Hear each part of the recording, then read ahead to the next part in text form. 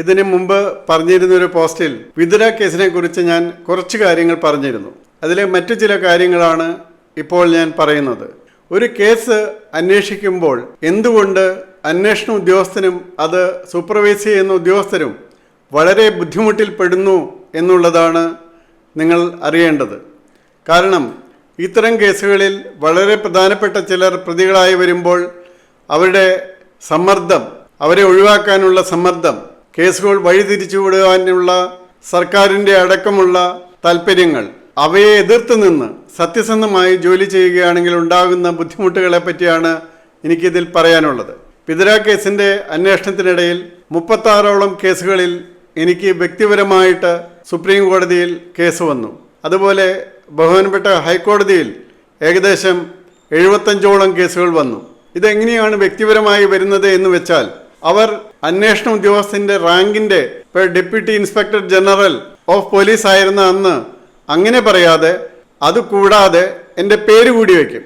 അങ്ങനെ പേര് കൂടി വയ്ക്കുമ്പോൾ അങ്ങനെ വ്യക്തിപരമായ പേരുണ്ട്, അതുകൊണ്ട് ആ കേസിൽ ഞങ്ങൾക്ക് ഹാജരാകാനായിട്ട് പറ്റില്ല എന്ന് ഗവൺമെൻറ് പ്ലീഡർമാർ അല്ലെങ്കിൽ AG അറിയിക്കും. അപ്പോൾ നമ്മൾ സ്വന്തമായിട്ട് പലപ്പോഴും അഡ്വക്കേറ്റ്മാരെ വെക്കേണ്ടി വരുന്നുണ്ട്. വിതുര കേസിൽ ഒരു 15 വയസ്സുകാരി കുട്ടിയുടെ പീഡനത്തെ തുടർന്നുണ്ടായിട്ടുള്ള കേസുകളായിരുന്നു. അതിൽ 42 കുറ്റവാളികളെയാണ് പിടികൂടിയിരുന്നത്.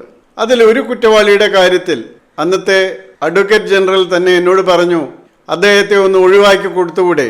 ഞാൻ പറഞ്ഞു, അങ്ങനെയാണെങ്കിൽ ബാക്കിയുള്ള 41 പേരെയും ഒഴിവാക്കാം. അദ്ദേഹത്തിന് അത്ഭുതമായി. അദ്ദേഹം പറഞ്ഞു, ഇങ്ങനെയൊന്നും പോലീസ് ഓഫീസർമാർ സാധാരണ പറയാറില്ല, അങ്ങനെ ചില കാര്യങ്ങളൊക്കെ ചെയ്യാറുണ്ടല്ലോ. ഞാൻ പറഞ്ഞു, എനിക്ക് ഇതിൽ യാതൊരു വ്യത്യാസമില്ല. ആ ഒഴിവാക്കപ്പെടേണ്ട ഓഫീസർ അല്ലെങ്കിൽ അദ്ദേഹം എനിക്ക് പ്രത്യേകിച്ച് ശത്രുവോ മിത്രമോ ഒന്നുമല്ല. മറ്റ് 41 പ്രതികളും ജഗദീഷ് ശ്രീകുമാർ അടക്കമുള്ളവരാണ് ബാക്കി 41 പേരിലുണ്ടായിരുന്നത്. അവർക്കുള്ള അതേ താല്പര്യം തന്നെയാണ് എനിക്ക് ഇദ്ദേഹത്തോടുമുള്ളത്. അതുകൊണ്ട് തന്നെ അങ്ങനെ ഒരാളെ ഈ കേസിൽ നിന്ന് ഒഴിവാക്കുന്ന പ്രശ്നം എൻ്റെ ഭാഗത്തു നിന്നും ഉദിക്കുന്നില്ല.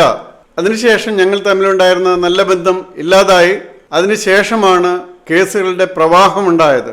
മാത്രമല്ല, ബഹുമാനപ്പെട്ട ഹൈക്കോടതിയിലെ ഒരു ജഡ്ജ് ഇക്കാര്യത്തിൽ പ്രത്യേക താല്പര്യമെടുക്കുകയും ആ ഒഴിവാക്കപ്പെടണം എന്ന് പറയുന്ന ആൾക്ക് വേണ്ടിയുള്ള പല ജഡ്ജ്മെൻറ്റ്സും എഴുതുകയും നിർദ്ദേശങ്ങൾ നൽകുകയും ഒക്കെ ചെയ്തുകൊണ്ടിരുന്നു. ഞങ്ങൾ എടുത്തിരുന്ന തീരുമാനം എന്താണെന്ന് വെച്ചാൽ, ഒരാളെ പ്രതിയാക്കുന്നതിന് മുമ്പ് ഒരു ടെസ്റ്റ് ഐഡൻറ്റിഫിക്കേഷൻ പരേഡ് നടത്തി അതിലെ അതിജീവിത അല്ലെങ്കിൽ പീഡിത അയാളെ തിരിച്ചറിയുന്ന ഭാഗം ഉണ്ടെങ്കിൽ മാത്രമേ പ്രതിയാക്കാവൂ എന്നുള്ളതാണ്. കാരണം പലർക്കും പല പേര് പറഞ്ഞ് ആ കുട്ടിയുടെ അടുത്ത് വരാം. മറ്റ് പേരുകൾ, ഇപ്പം ജഗദീഷ് ശ്രീകുമാർ പോലുള്ള പേരുകൾ, അത് തെറ്റില്ല, കാരണം അത്രയും പ്രശസ്തനായതുകൊണ്ട് തെറ്റില്ലായിരുന്നു. പക്ഷേ അങ്ങനെയല്ലാത്ത കാര്യങ്ങളും ഉണ്ടായിരുന്നു. പക്ഷേ അങ്ങനെയല്ലാത്ത കാര്യങ്ങളിൽ ഞങ്ങൾക്ക് ഉറപ്പുവരുത്തണമെങ്കിൽ ഒരു ടെസ്റ്റ് ഐഡൻറ്റിഫിക്കേഷൻ പരേഡ് വയ്ക്കണമായിരുന്നു. പക്ഷേ ഈ പറയുന്ന ഒരാളുടെ കാര്യത്തിൽ അദ്ദേഹത്തിനെ അറസ്റ്റ് ചെയ്യണമെന്നും അറസ്റ്റ് ചെയ്ത് ജാമ്യത്തിൽ വിടണമെന്നൊരു ബഹുമാനപ്പെട്ട കോടതിയിൽ നിന്നും ഉത്തരവുണ്ടായി.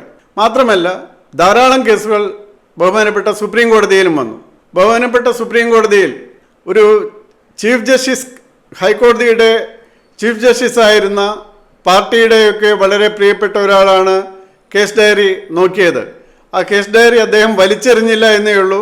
അദ്ദേഹം വളരെ കോപിഷ്ഠനായിട്ട് പറഞ്ഞു, ഈ പെൺകുട്ടികളൊക്കെ പ്രോസ്റ്റിറ്റ്യൂഷൻ അടക്കമാണ്, പൈസ ഉണ്ടാക്കുകയാണ്, എന്നിട്ട് ഇപ്പോൾ റേപ്പ് എന്ന് പറഞ്ഞ് നിങ്ങൾ കേസും കൊണ്ട് നടക്കുകയാണ്.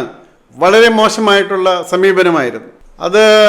അദ്ദേഹത്തെ പറ്റി ഞങ്ങൾക്ക് കൃത്യമായിട്ട് അറിയാമായിരുന്നുകൊണ്ട്, വ്യക്തിപരമായുള്ള അദ്ദേഹത്തിൻ്റെ ചില വീക്ക്നെസ്സസ് ഞങ്ങൾക്കും കൃത്യമായിട്ട് അറിയാമായിരുന്നുകൊണ്ട് അതിൽ വലിയ അത്ഭുതം തോന്നിയില്ല. ഞാൻ തിരിച്ചു വന്ന് അന്ന് മുഖ്യമന്ത്രിയായിരുന്ന ശ്രീ EK നായനാരോട് പറഞ്ഞു, സാർ, അദ്ദേഹം നിങ്ങൾക്ക് വളരെ ആളായിരിക്കാം, പക്ഷേ ഞങ്ങളെ സംബന്ധിച്ചിടത്തോളം ഈ കേസിൽ അദ്ദേഹം ഒരിക്കലും ഒരു നന്മ ചെയ്യാൻ പോകുന്നില്ല, ശരിയായ കാര്യം ചെയ്യാൻ പോകുന്നില്ല. അതുകൊണ്ട് അദ്ദേഹത്തിനെ മാറ്റിത്തരണം. മാറ്റിത്തരുക മാത്രമല്ല, ആ പുതിയ വയ്ക്കുന്ന അഡ്വക്കേറ്റിന് പൈസയും ഉടനെ തരണമെന്ന് പറഞ്ഞു. അതേതായാലും ഒരാഴ്ച കൊണ്ട് നടന്നു. ബഹുമാനപ്പെട്ട ജസ്റ്റിസ് TL വിശ്വനാഥ് അയ്യർ, അദ്ദേഹം ബഹുമാനപ്പെട്ട സുപ്രീം കോടതിയിൽ പ്രാക്ടീസ് ചെയ്യുന്നുണ്ടായിരുന്നു സീനിയർ ലോയറായിട്ട്. അദ്ദേഹം ആ കേസുകൾ ഏറ്റെടുക്കുകയും അദ്ദേഹത്തിൻ്റെ വക്കീൽ ഫീസ് ഒരാഴ്ചക്കകം, ഗവൺമെൻറ് ഒരാഴ്ചക്കകം ആണെന്നാണ് ഞാൻ ഓർക്കുന്നത്, പാസ്സാക്കി തരികയും ചെയ്തു. അതുപോലെ ഇന്ദിരാ ജയസിംഗ് ആ കേസിൻ്റെ സമയത്ത് എന്നെ അവർ പേഴ്സണലായിട്ട് കേരള ഹൗസിൽ വന്ന് കൊണ്ടുപോയി അവരുടെ അഡ്വക്കേറ്റ്സിനെ ബ്രീഫ് ചെയ്യാനായിട്ട്. ഇങ്ങനെ ഒരു കേസ് ഇന്ത്യയിൽ ആദ്യമാണ്, അതുകൊണ്ട് അവരുടെ അഡ്വക്കേറ്റ്സിന് എല്ലാവരെയും ബ്രീഫ് ചെയ്ത് കൊടുക്കണം ഇതിൻ്റെ കാര്യങ്ങൾ. അങ്ങനെ വരെ സംഭവിച്ചൊരു കേസാണ്. പക്ഷേ ബുദ്ധിമുട്ടുകൾ ഓഫീസർമാർക്ക് നിരവധി കേസുകളുണ്ടാകുകയും മാത്രമല്ല രാഷ്ട്രീയമായുള്ള ഇച്ഛയ്ക്ക് അനുസരിച്ച് നിൽക്കാത്തതുകൊണ്ട് പിന്നീട് എനിക്ക് ഒരിക്കൽ പോലും LDF ഗവൺമെൻറ്റിൻ്റെ കാലത്ത് ലോക്കൽ പോലീസിൽ പോസ്റ്റിംഗ് തന്നില്ല.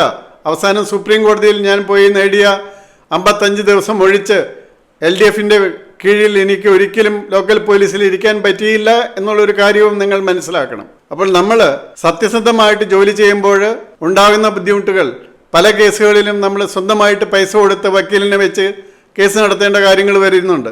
അങ്ങനെയുള്ള കേസുകൾ ഇത് കൂടാതെ വേറെയുണ്ട്. അത് ഞാൻ മറ്റൊരു സന്ദർഭത്തിൽ പറയാം. അപ്പോൾ പലപ്പോഴും സത്യസന്ധമായിട്ട് കേസ് നടത്തുകയാണെങ്കിൽ ഉണ്ടാകുന്ന ബുദ്ധിമുട്ടുകൾ എന്താണെന്ന് വെച്ചാൽ അന്വേഷണ ഉദ്യോഗസ്ഥനും അതിൻ്റെ സീനിയർ ഉദ്യോഗസ്ഥനും വ്യക്തിപരമായി പോലും പല ത്യാഗങ്ങളും ചെയ്യേണ്ടി വരുന്ന ഒരു ഘട്ടമുണ്ട്. ഇതൊന്നും പൊതുജനങ്ങൾ അറിയണമെന്നില്ല. അതുകൊണ്ട് ഞാൻ പറഞ്ഞു എന്ന് മാത്രം.